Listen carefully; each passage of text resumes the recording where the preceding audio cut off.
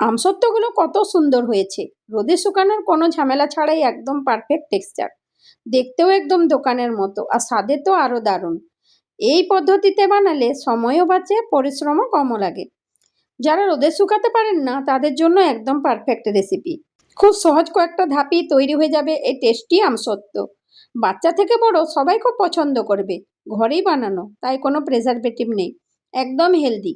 মিষ্টি, টক আর নরম টেক্সচারের এক অসাধারণ কম্বিনেশন।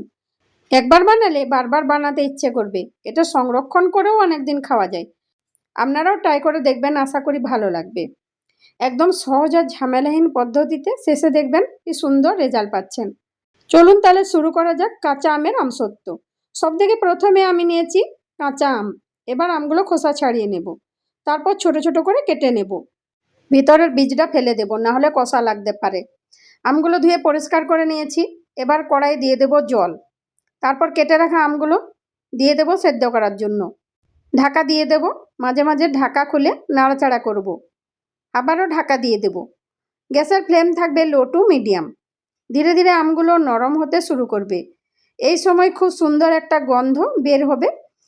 খেয়াল রাখবেন যেন নিচে লেগে না যায়। আমগুলো একদম সফট হয়ে গেলে বুঝবেন সেদ্ধ হয়ে গেছে। আমগুলো এখন সেদ্ধ হয়ে গেছে।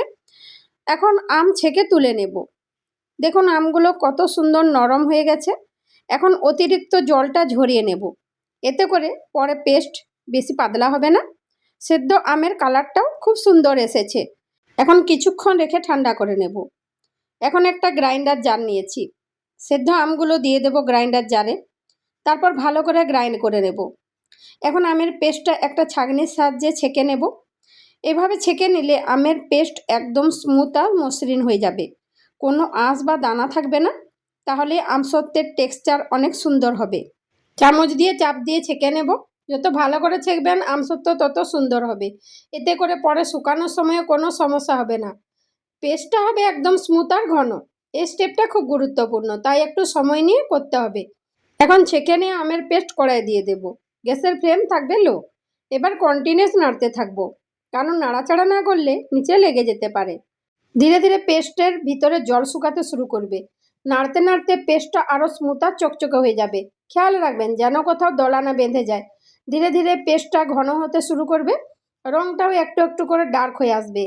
এই সময়টা ধৈর্য ধরে নাড়তে হবে, তাহলেই পারফেক্ট কনসিস্টেন্সি পাওয়া যাবে। এবার অ্যাড করব চিনি।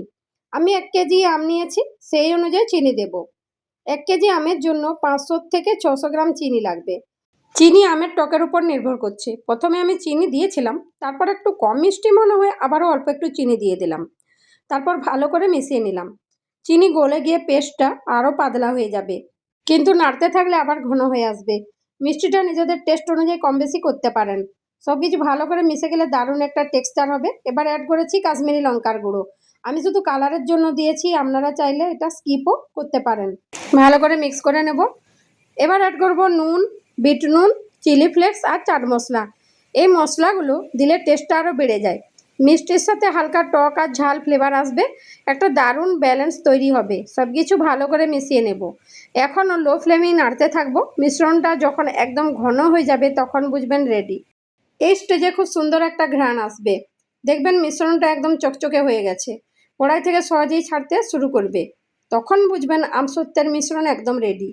গ্যাসের ফ্লেম বন্ধ করে দেব। এখন দুটো থালা নিয়েছি আর থালাতে ভালোভাবে ঘি লাগিয়ে নেব। এখন থালাগুলোতে মিশ্রণটা ঢেলে নেব। চামচের সাহায্যে সমান করে ছড়িয়ে দেব। খেয়াল রাখবেন যেন মিশ্রণটা সব দিকে সমান থাকে।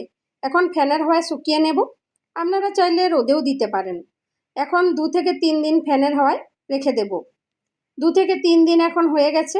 এখন আমসত্ত্ব বা আম পাঁপড়গুলো কেটে নেব। দেখুন কি সুন্দর সেট হয়ে গেছে। একদম পারফেক্ট টেক্সচার এসেছে। হাতেও লেগে যাচ্ছে না। এখন নিজের পছন্দ মতো শেপে কেটে নিতে পারেন। চৌকো, লম্বা বা ডায়মন্ড শেপ, যেভাবে ভালো লাগে। ছুরি দিয়ে আস্তে আস্তে কেটে নেব। সহজেই কেটে যাবে, কারণ ঠিকমতো শুকিয়েছে। এই সময়টা খুবই স্যাটিসফাইং লাগে। এক একটা করে তুলে নেব। দেখতেই কত সুন্দর লাগছে। বাচ্চারা খুশি হয়ে যাবে এটা দেখে। সংরক্ষণ করে রাখলেও অনেক দিন ভালো থাকবে। এয়ারটাইট কন্টেনারে রাখলে আরও ভালো থাকবে। যখন খেতে ইচ্ছে করবে বের করে খেতে পারবেন। ঘরে তৈরি বলে কোনো কেমিক্যাল নেই। একদম হেলদি আর টেস্টি। অতিথি এলেও সার্ভ করতে পারবেন। একবার খেলে বারবার খেতে ইচ্ছে করবে। আপনারাও অবশ্যই ট্রাই করে দেখবেন, রেজাল্ট দেখে অবাক হয়ে যাবেন। এত সহজে এত সুন্দর আমসত্ত্ব বানানো যায়।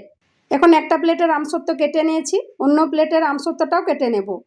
দেখুন এটা কত সুন্দরভাবে সেট হয়েছে। একইভাবে আস্তে আস্তে সবগুলো কেটে তুলে নেব। এখন একটা প্লেটে সাজিয়ে নেব।